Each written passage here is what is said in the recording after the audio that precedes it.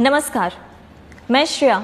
शिक्षा की बात हर शनिवार के इस साप्ताहिक कार्यक्रम में आप सभी शिक्षक प्रेमियों का हार्दिक स्वागत करती हूं। हर शनिवार की तरह एक बार फिर आप सभी शिक्षकों के द्वारा पूछे गए सवालों के साथ हमारे बीच मौजूद हैं शिक्षा विभाग के अपर मुख्य सचिव doctor S Siddharth sir. Sir, बहुत बहुत स्वागत है आपका। सर, आज का जो सबसे पहला सवाल है जिला पुरुषों के ट्रांसफर से संबंधित है। नमस्कार एससीए सर, मेरा प्रश्न अंतर जिला पुरुषों के ट्रांसफर से संबंधित है। पिछले एपिसोड 13 में सर आपने कहा था कि केवल अंतर जिला महिलाओं का लिस्ट आना बाकी है, तो क्या अंतर जिला पुरुषों का ट्रांसफर नहीं होगा, और अगर होगा तो कब तक उम्मीद कर सकते हैं? देखिए, आपको जानकर ही होगा कि आज हम लोगों ने करीब 1,30,000 टीचर्स का हम लोगों ने विद्यालय में पोस्टिंग की प्रक्रिया शुरू की है।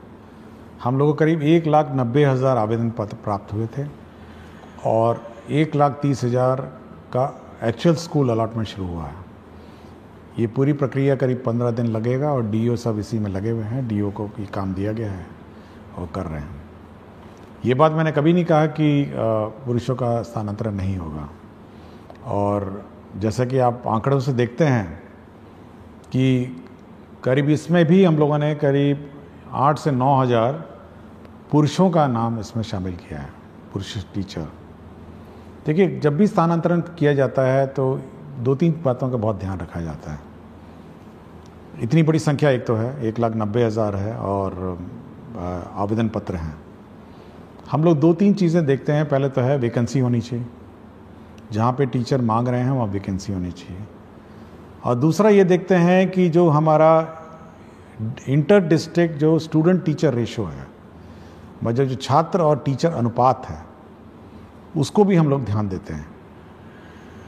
अभी तक जो ट्रांसफ़र हुए हैं करीब वो 1,30,000 का जो जिला आवंटन किया गया है, अगर उस आंकड़े को देखेंगे तो आपको आश्चर्य होगा कि ऐसे भी ज़िले हैं जहाँ 20 छात्र पे एक टीचर हैं, और ऐसे भी ज़िले हैं जहाँ 44 छात्रों पे एक टीचर हैं।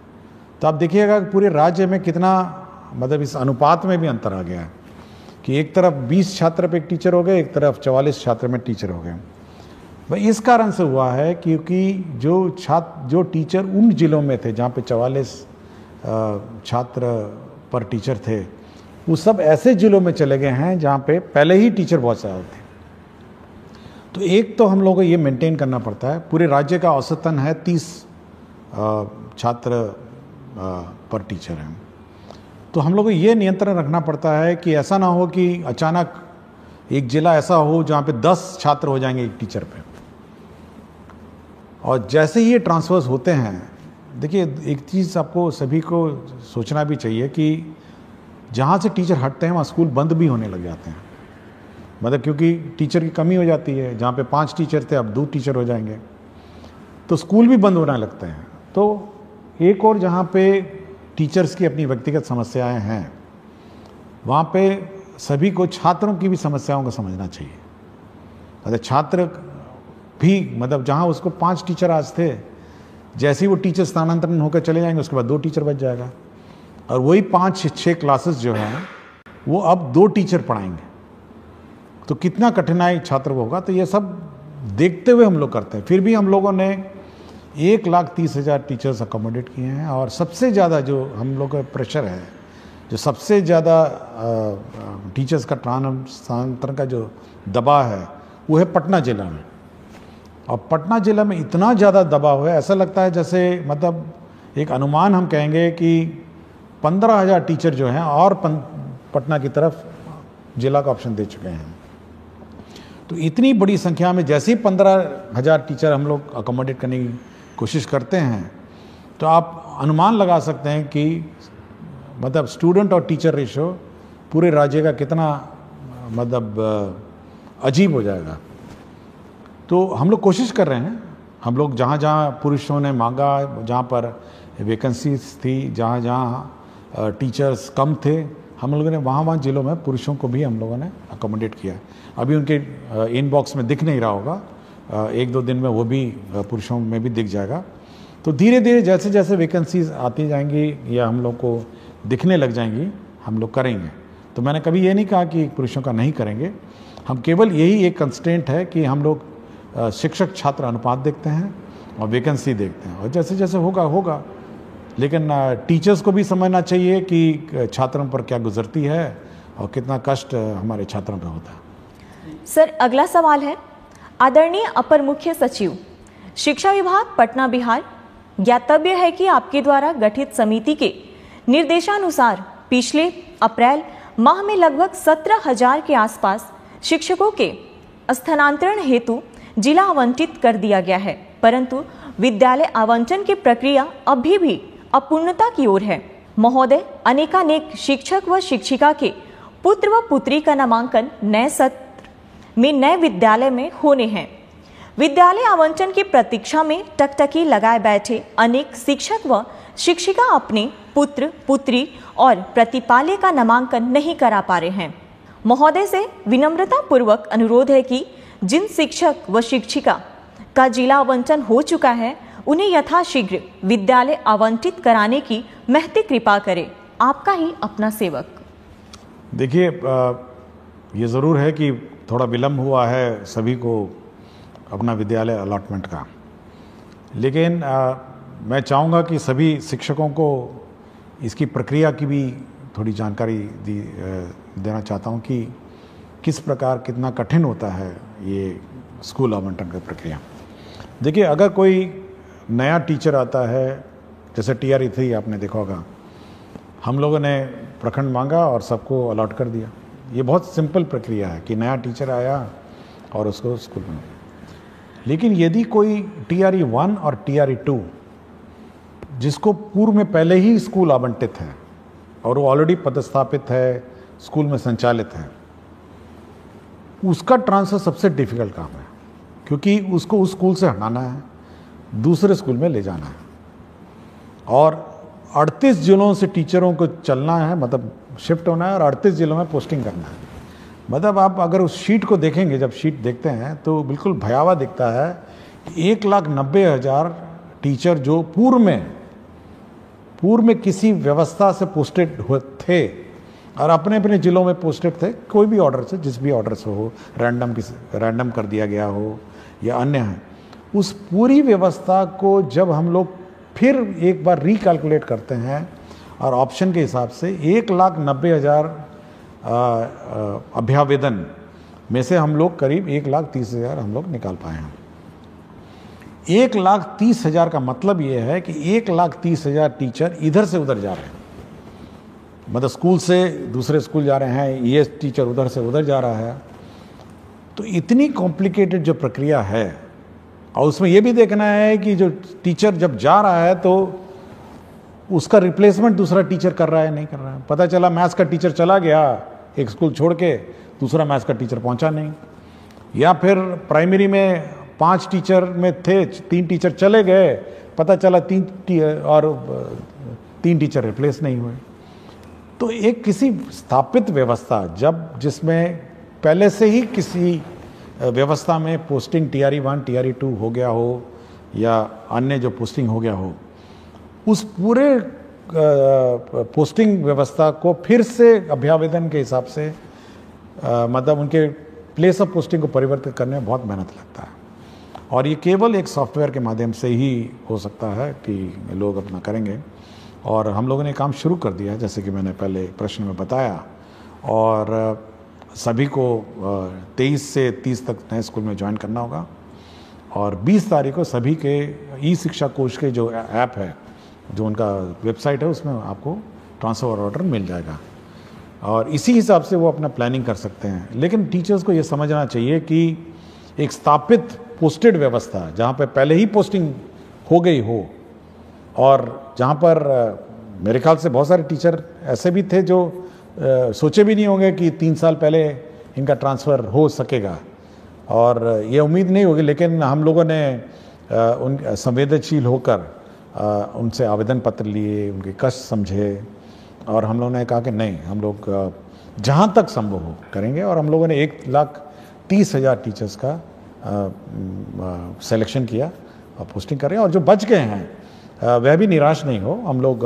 बाद में अब फिर रिकैलकुलेट करेंगे, जब सब टीचर्स पोस्टेड होंगे एक बार रिकैलकुलेट करेंगे और फिर वो पोस्टिंग का फिर हम लोग प्रक्रिया आरंभ करेंगे। और मैंने ये भी कहा है कि जो छूट गए हैं किसी कारण से, पूर्व के TRE1 TRE2 और सक्षमता हो, वो अपना एप्लीकेशन विड्रॉ भी कर सकते हैं और रीअप्लाई कर सकते हैं, ये मैंने कहा है। तो हम लोग बहुत ही संवेदनशील रहते हैं टीचर के उद्देश्य से, बट यह भी एक बैलेंस बनाना पड़ता है। एक और टीचर के कष्ट को ध्यान रखना पड़ता है और दूसरी ओर बच्चे का भविष्य का भी ध्यान रखना है। वो ज़्यादा इम्पॉर्टेंट है मेरे लिए। बच्चे का 2 करोड़ बच्चे को टीचर मिले, उनको पढ़ाने वाला टीचर मिले, वो हमेशा वो चिंता में रहती है। टीचर का ट्रांसफ़र बड़ा आसान काम है, लेकिन बच्चे को एक शिक्षक देना ये बड़ा डिफ़िकल्ट काम है। तो ये बैलेंस बनाकर हम लोग चलते हैं, इसलिए टीचरों को निराश नहीं होना चाहिए। सरकार संवेदनशील है और मैं चाहूँगा कि वो लोग सभी टीचर्स नए पदस्थापन स्थान पे जब जाएंगे तो नए बच्चों को पढ़ाएंगे और उनका भविष्य देखेंगे। सर, एक अनिल कुमार सिंह, प्रभारी प्रधानाध्यापक, आदर्श बालिका +2 उच्च माध्यमिक विद्यालय रामगढ़ से हैं। कहते हैं, एसीएस सर को सादर प्रणाम। आपका व्यक्तित्व संवेदनशीलता और शिक्षा में सुधार के प्रति आग्रह प्रेरित एवं प्रभावित करता है। सर, मेरे 2 सवालों में प्रथम सवाल है कि क्या विद्यार्थियों को डीबीटी के माध्यम से राशि उपलब्ध कराकर बाजार से किताबों की खरीद की व्यवस्था की जा सकती है? सर, मेरे विद्यालय को पीएम श्री विद्यालय बना दिया गया है। दूसरा प्रश्न इसी से संबंधित है कि विभाग पीएम श्री विद्यालयों की व्यवस्था के संदर्भ में विभाग क्या सोच रखती है? देखिए, पहले किताबें छपती थी और विलम्ब होता था, और ऐसे भी हुआ कि सत्र शुरू हो गया, नवंबर में जाके किताबें में मिली हैं कुछ सालों में। लेकिन फिर सरकार ने सोचा कि चलिए डीबीटी कर देते हैं। देखिए, डीबीटी में एक बहुत बड़ी समस्या है। एक तो किताबें मिलना बाज़ार में, और समय पे इतनी सारी किताबें मिलना, मतलब आप समझ सकते हैं 2 करोड़ बच्चे हैं और बच्चों को किताब नहीं मिली, बाज़ार में भी किताब उपलब्ध नहीं हुई, पब्लिशर्स ने प्रिंट नहीं किया और बड़ी ख़राब किस्म की क्वालिटी की किताब मिली। ऐसे भी हुआ कि बच्चे पुरानी किताबें इधर उधर से बोरो करके लिए। लेकिन अब ये व्यवस्था है कि किताबों की छपना की प्रक्रिया जो है वो परिवर्तित हो गई है। आप देखेंगे, हम लोगों ने अब कल ही मेरी समीक्षा हुई और हम लोगों ने 1 अप्रैल 2025 में जो किताबें दी जानी हैं उसकी छपाई पर निर्णय अब कल ही हम लोगों ने ले लिया कि कल हम लोगों ने कहा कि नहीं, एक प्रक्रिया आरंभ की जाए और वो 1 अप्रैल 2026 में बंटनी है। तो आप सोच सकते हैं कि कितना लंबा प्लानिंग इसका होता है, ताकि हम लोग का ये है उद्देश्य है कि सत्र शुरू होने से पहले, मतलब 1 अप्रैल जो स्कूल क्लास शुरू होगी उससे पहले कम से कम 1 महीने पहले किताबें पहुंच जाएं। और इस बार चुनाव भी है बीच में, तो इसलिए हम लोगों ने जल्दी शुरू किया है कि किसी प्रकार का व्यवधान ना हो, समय पे किताबें छप जाएं, ताकि 1 अप्रैल 2026 में ये किताबें, नई किताबें मिल जाएं। और साथ ही साथ जो किताबों में परिवर्तन भी करना है, रिवीजन हर साल होता है, तो इस साल किताबों का रिवीजन भी शुरू हो गया है और करीब हम लोग को लगता है कि सितंबर 1 से किताबें एक्चुअली प्रिंटिंग शुरू हो जाएगी और किताबें पहुंचने लग जाएंगी स्कूल में करीब जनवरी, फरवरी, मार्च में। तो समय पे आपको किताब मिल जाएंगी। इसलिए डीबीटी पर ज़्यादा हम लोग जोर नहीं देते हैं कि समय पे किताब जब मिल ही रही है तो मेरे ख्याल से शिक्षकों, विद्यार्थियों को कठिनाई नहीं होगी। दूसरा उन्होंने कहा पीएम श्री। ये पीएम श्री जो विद्यालय हैं ये भारत सरकार की सेंट्रली स्पॉन्सर्ड स्कीम है और इसके अंतर्गत जो स्कूल हैं उसको एक आदर्श स्कूल बनाना है। उसके बिल्डिंग कंप्लीट होने हैं, साथ ही इंफ्रास्ट्रक्चर का कंप्लीट होना है, इसके लेबॉर्ट्रीज कंप्लीट होने हैं, साथ ही साथ उसके म्यूज़िक, स्पोर्ट्स, सारे मतलब सभी उसके आयाम उसका कंप्लीट करने हैं। और साथ ही साथ टीचरों का प्रशिक्षण है और उसका जो सॉफ्ट स्किल्स हैं स्कूल में सभी देना है। तो एक परिपूर्ण, मतलब full complete school in all respect, वो बनाने का उद्देश्य है। और मेरे ख्याल से ये बहुत ही अच्छी योजना है पीएम श्री, हम लोग तो चाहेंगे कि और ज़्यादा हो, बट हम लोग कोशिश कर रहे हैं कि भारत सरकार और सैंक्शन करे। लेकिन इस साल काफ़ी संख्या में पीएम श्री स्कूल सैंक्शन हुए हैं और इसका इम्प्लीमेंटेशन उन्होंने शुरू कर दिया। अगला सवाल डॉक्टर संतोष कुमार राणा एवं समस्त विख्यातागण डायट रामबाग मुजफ्फरपुर से। कहते हैं, महोदय सादर नमस्कार। हम डायट रामबाग मुजफ्फरपुर के विख्यातागण यह जानना चाहते हैं कि जब हमने सेवा पुष्टि हेतु सभी आवश्यक दस्तावेज समय पर जमा कर दिए हैं, विभागीय प्रक्रियाओं का पूर्ण पालन किया है तथा निरंतर निष्ठा व कर्तव्य परायणता के साथ शैक्षिक कार्यों का निर्वहन करते आ रहे हैं, तो क्या विभाग अब हमारी सेवा पुष्टि की प्रक्रिया जो विगत 5 वर्षों से लंबित है को शीघ्रता से पूर्ण करने हेतु आवश्यक और प्रभावी कार्रवाई करेगा? आपकी सकारात्मक एवं शीघ्र पहल की हम अपेक्षा करते हैं। देखिए, ये बड़ा दुखद बात है कि 5 साल हो गए हैं और सेवा संपुष्ट नहीं हुई है। तो जिसने भी विलंब किया उस पर तो कार्रवाई होगी और मैं चाहूँगा कि अगला 1 सप्ताह में इनका समाधान हो जाए। और हम लोग का हमेशा ये रहा है कि जो सेवा संपुष्टि है, अगर कागजात सभी पूरे हो गए होंगे तो संपुष्टि समय पे हो, ऐसे विलम्ब नहीं हो। और विलम्ब होगा तो संबंधित पदाधिकारी या कर्मचारी जो भी होगा उस पर कार्रवाई होगी। तो कार्रवाई तो होगी, लेकिन काम भी हो जाना चाहिए और 1 सप्ताह में इसको हम लोग करवा देंगे। अगला सवाल अनिल कुमार पांडे, माध्यमिक शिक्षक, उत्क्रमित माध्यमिक विद्यालय धुरलक समस्तीपुर से। माध्यमिक स्तर के गणित विषय को सुलभ व सरल बनाने की भविष्य में विभाग की कोई योजना है? जैसे गणित विषय के शिक्षकों का विशेष प्रशिक्षण, अभ्यास पुस्तिका का विभाग द्वारा बच्चों के लिए उपलब्धता, आधुनिक तकनीक के उपयोग की संभाव्यता या अन्य। देखिए, मैथ्स बहुत इम्पॉर्टेंट सब्जेक्ट है और मैं पिछले बहुत सारे एपिसोड में मैंने कहा है, हम लोगों ने पिछले बार 100 दिन वाला कैंपेन भी चलाया था कि 100 दिन केवल मैथ्स और रीडिंग की क्लासेस, पहले क्लास और दूसरी रहेगी। हम लोगों ने FLN भी हम लोगों ने डेवलपमेंट प्रोसेस किया, बहुत सारे FLN किट्स भी डेवलप हुए। और हम लोगों का है कि मैथ्स जैसे सब्जेक्ट है, बहुतों को कठिन भी लगता होगा, लेकिन FLN किट के माध्यम से उसको सरल बनाया जा सकता है और लर्निंग भी ईजी बनाई जा सकती है। और मैं पिछली बार जब SCERT में एग्जीबिशन में गया था तो बहुत अच्छे इनोवेटिव FLN किट्स भी थे जो मैथ्स से संबंधित थे, केवल मैथ्स से संबंधित थे। और मैं चाहूँगा SCERT इसको प्रचार प्रसार करे और टीचर्स का ट्रेनिंग दे, और टीचर्स के ट्रेनिंग में कम से कम ये FLN किट्स कैसे मैथ्स पढ़ाए जाएँ इस पर विशेष ध्यान दें। और साथ ही साथ SCERT में भी हम लोग इस बार जो टीचर्स ट्रेनिंग का जिस साल का सत्र है उसमें FLN और मैथ्स और रीडिंग एबिलिटीज़ बच्चों में कैसे डेवलप की जाए इस पर ट्रेनिंग पे हम लोग जोर देंगे। सर, अगला सवाल भूपेंद्र कुमार त्रिपाठी, मध्य विद्यालय कर्मा, गुरारू गया, BPSC TRE 2 द्वारा चयनित गणित विज्ञान का शिक्षक है। महोदय, आपका ये हर शनिवार का संवाद करना काफ़ी सराहनीय है और हमें आपसे जुड़ने और आपको सुनने का मौका मिलता है, जिससे पूरा शिक्षक समाज काफ़ी लाभान्वित होता है। महोदय, बिहार में ट्यूशन की वैल्यू इतनी ज़्यादा है कि बच्चे स्कूल ना आकर वहाँ जाते हैं, और सबसे बड़ी विडंबना यह है कि सरकार को मालूम है कि काफ़ी सारे ट्यूशन टीचर स्कूल के समय में ही क्लासेस चलाते हैं। इस वजह से काफ़ी बच्चे स्कूल नहीं आते। इस पर सरकार कोई कार्यवाही क्यों नहीं कर रही है? मैं पिछले साल से अब तक कई बार गांव में जाकर और पेरेंट्स टीचर मीटिंग करके लोगों को समझा चुका हूं, परंतु अभी भी बहुत सारे बच्चे रेगुलर स्कूल नहीं आते हैं। इसके लिए सरकार क्या कदम उठाएगी? देखिए, पिछले एपिसोड में मैंने कहा था कि जो ट्यूशन है, स्कूल अवधि में कोई भी सरकारी स्कूल में नामांकित छात्र ट्यूशन में नहीं जाए, और सरकारी शिक्षक उस अवधि में ट्यूशन में क्लासेस नहीं ले सकते हैं।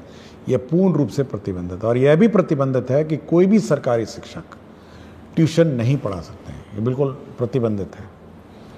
और यदि कोई शिक्षक जानबूझ के और इस मतलब जबरदस्ती या जानबूझ के इस रूल का उल्लंघन करता है कि मतलब वो सरकारी शिक्षक जो है वो किसी ट्यूशन क्लास मतलब ट्यूशन कोचिंग सेंटर में पढ़ाएगा, तब तो उस पर कार्रवाई हो जाएगी।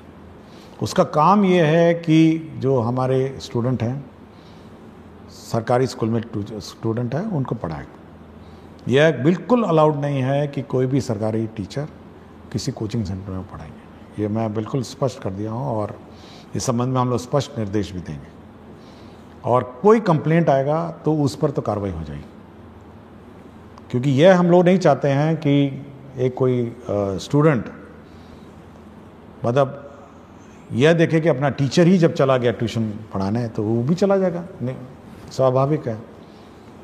तो यह पब्लिक को भी अलर्ट होना है और बाकी टीचर्स को भी अलर्ट होना है कि किसी भी परिस्थिति में सरकारी शिक्षक ट्यूशन नहीं पढ़ाएंगे और सरकारी स्कूल में जो नामांकित छात्र हैं वह ट्यूशन सेंटर में नहीं जाएंगे। ट्यूशन अवधि में मतलब सॉरी जो स्कूल अवधि में, स्कूल का अवधि के बाद वो अपना ट्यूशन जहाँ लेना लें और प्राइवेट टीचर अपना जो पढ़ाना पढ़ाएं, वो हमको कोई आपत्ति नहीं। लेकिन ये बिल्कुल बहुत ही स्पष्ट है। और हम लोग biometric attendance, photo based attendance शुरू करने वाले हैं स्टूडेंट्स का भी। तो जल्दी जैसे लौटेंगे अपने समर वेकेशन से, तो स्टूडेंट्स का बायोमेट्रिक अटेंडेंस भी हम लोग कंपलसरी कर देंगे। तो यह हम लोग यह टॉलरेट नहीं करेंगे कि स्टूडेंट्स क्लास मिस करें, क्लास से गायब रहें, अन्यथा कहीं घूम रहे होंगे। ये बायोमेट्रिक अटेंडेंस स्टूडेंट्स का भी हम लोग समर वेकेशन के बाद शुरू कर देंगे। सर, अगला सवाल है। नमस्कार एससीएस सर, मैं राशिद आलम यूएमएस भीमाइन खैरा जमुई में उर्दू टीचर के रूप में कार्यरत हूँ। सर, मेरे स्कूल में उर्दू के स्टूडेंट हैं, उर्दू में पढ़ाई भी होती है, लेकिन एग्जाम के क्वेश्चन पेपर उर्दू सब्जेक्ट का नहीं आता है। मजबूरन संस्कृत सब्जेक्ट का एग्जाम लेना पड़ता है। कृपया इसका सॉल्यूशन कीजिए। नहीं, ये बिल्कुल गलत है और मैं ये चेक करूँगा कि उर्दू का पेपर क्यों नहीं गया। उर्दू का अगर पढ़ाया जाता है तो उर्दू का पेपर जाना चाहिए, संस्कृत का पढ़ाया जाता है तो संस्कृत जाना चाहिए। ये बिल्कुल गलत है कि उर्दू पढ़ के संस्कृत लिखेगा या संस्कृत पढ़ के उर्दू है, नहीं, ये गलत, बिल्कुल गलत। और जहाँ पर भी लापरवाही हुई है मैं इसको चेक करूँ। सर, अगला सवाल नरेश कुमार निराला जिलाधिकारी से पुरस्कृत विशिष्ट शिक्षक आदर्श प्राथमिक विद्यालय केवला से। कहते हैं, जी नमस्कार सर, शिक्षा की बात शनिवार मेरा प्रश्न है कि वर्ष 2007 में हजारों नवसृजित प्राथमिक विद्यालय खोला गया और सैकड़ों प्राथमिक को उत्क्रमित कर मध्य विद्यालय बनाया गया, जो काफ़ी सराहनीय कार्य रहा। अभी भी बहुत से ऐसे पंचायत है जहां नवसृजित प्राथमिक विद्यालय खोलने की अति आवश्यकता है और ऐसे कुछ प्राथमिक विद्यालय भी हैं जिसे उत्क्रमित कर मध्य विद्यालय बनाने की जरूरत है। कई ऐसे उच्च माध्यमिक विद्यालय 7 वर्ष पूर्व बनकर तैयार है, लेकिन अभी भी उस भवन में कक्षाएं संचालित नहीं हो रही है। जैसे सुपौल जिला के छातापुर प्रखंड के उत्क्रमित उच्च माध्यमिक +2 विद्यालय भीमपुर का 3 मंजिला भवन जो लगभग 7 वर्ष पूर्व बनकर तैयार है, लेकिन आज भी उसमें पढ़ाई नहीं हो रही है। सरकार और विभाग नए प्राइमरी स्कूल खोलने और कुछ प्राइमरी स्कूल को मध्य विद्यालय में उत्क्रमित करने और भवन बने उच्च माध्यमिक विद्यालय में कक्षा संचालित करने पर क्या विचार रखती है? देखिए, जो स्कूल की बात कर रहे हैं जहाँ बिल्डिंग बन के तैयार है और संचालित नहीं है, मैंने डीओ से बात की और डीओ ने कहा कि क्योंकि जिस कारण से जब हेडमास्टर को आदेश दिया गया था उसने वहाँ अपना स्कूल शिफ्ट नहीं किया, जिसके कारण से डीओ पे जो हेडमास्टर है उस पर कार्रवाई भी हुई। और मेरा बिल्कुल स्पष्ट है, जो डीओ ने कहा कि वहाँ पे पानी जमता है या रोड का कोई इश्यूज़ है, उसने बहुत सारे कारण बताए, तो मैंने उसको स्पष्ट कहा है कि सोमवार से स्कूल शुरू हो जाना चाहिए और सोमवार से क्लास का संचालन स्कूल में हो जाना चाहिए। मैंने बिल्कुल स्पष्ट कहा है और अगर नहीं होगा तो मैं डीओ पे कार्रवाई कर दूँगा। तो ये बिल्कुल स्पष्ट है कि अगर स्कूल बनकर तैयार होगा तो शुरू हो जाना चाहिए और क्लास से शुरू हो जानी चाहिए। कोई कारण नहीं होना चाहिए कि वहाँ स्कूल नहीं हो। दूसरा है कि हम लोग अभी भी बहुत सारे कई जगह दिखते हैं कि प्राइमरी स्कूल का अभाव है। अभी हाल ही में मैं नवादा गया था, तो जो कोडरमा का बॉर्डर ज़िले हैं पहाड़ों पे, कुछ लोग वहाँ से आए थे और वो अपने गांव में प्राइमरी स्कूल की मांग कर रहे थे कि भाई हमारे यहाँ स्कूल होना चाहिए। तो ऐसे सब क्षेत्र जहाँ पे प्राइमरी स्कूल पहाड़ी इलाके हैं और जहाँ पे 1 किलोमीटर से कम दूरी वाले क्षेत्र हैं, तो हम लोग उस जितने भी ऐसे रिमोट लोकेशंस हैं और जहाँ पर प्राइमरी स्कूल नहीं है, जो सरकारी नॉर्म है, हम लोग का सरकारी नॉर्म है और हम लोग का सरकार का लक्ष्य है कि प्राइमरी स्कूल्स हों, और जहाँ पर भी बच्चे ज़्यादा हैं या हर पंचायत में हम लोगों ने ऑलरेडी हाई स्कूल में उत्क्रमित कर दिया है, और कोशिश करेंगे कि प्राइमरी स्कूल को भी हम लोग कम से कम मिडिल स्कूल में उत्क्रमित करेंगे। सर अगला सवाल कहते हैं, मेरा नाम संतोष कुमार, ग्राम पोस्ट सरौनी कला, थाना बिहारीगंज, प्रखंड ग्वालापारा, मधेपुरा जिला से हूँ। शिक्षा के क्षेत्र में किए गए आपके उत्कृष्ट कार्य को सादर प्रणाम सर जी।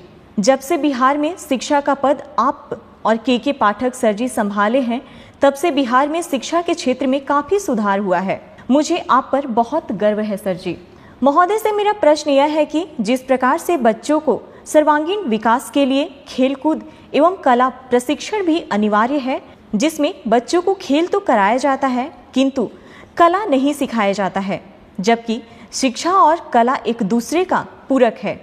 इस प्रकार सर जी से मेरा इच्छा यह है कि जून महीने में जो ग्रीष्मकालीन 20 रोज विद्यालय बंद रहेंगे, तो उस बीच में बेरोजगार कलाकार के द्वारा कला प्रशिक्षण, चित्रकला, मूर्तिकला, हस्तशिल्प, पेपर क्राफ्ट दिया जाए, तो बच्चों चिलचिलाते धूप से बचे रहेंगे और कला भी सीखेंगे।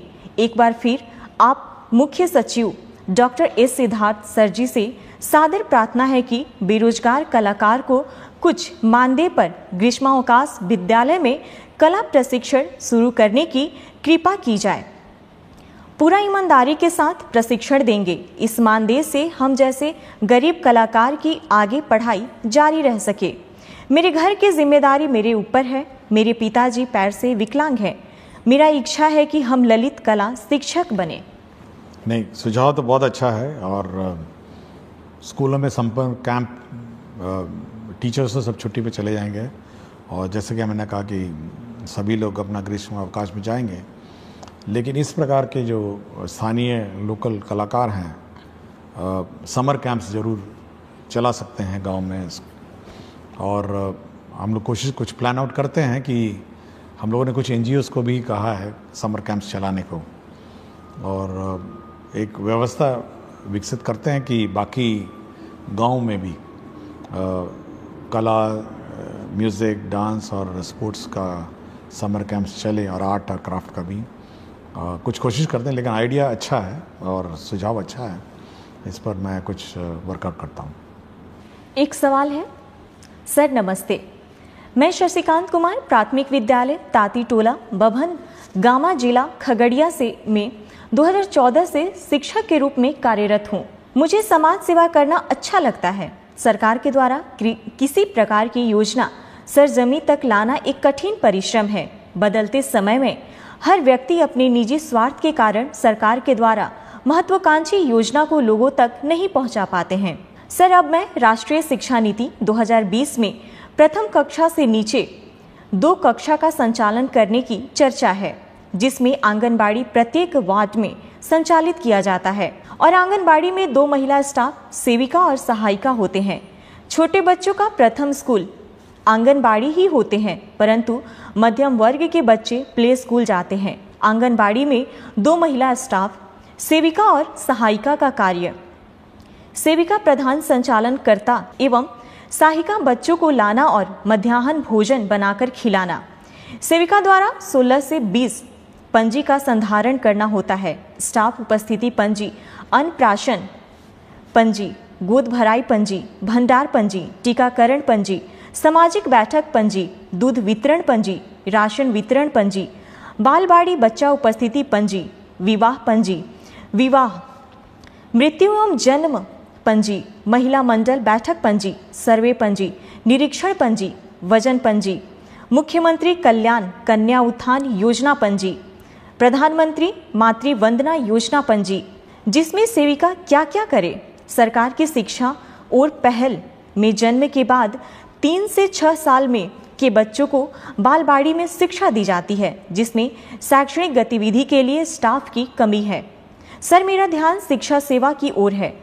वह अपने टोला से या विद्यालय के पोषक क्षेत्र के टोला से बच्चों को स्कूल तक पहुंचाना और पोषक क्षेत्र में बच्चों को ट्यूशन पढ़ाने का दायित्व है, जिसमें यह मेरा मानना है कि सर की टोला सेवक या शिक्षा सेवक को आंगनबाड़ी में बालवाड़ी के बच्चों को पढ़ाने के लिए एक प्रावधान लाने की आवश्यकता है।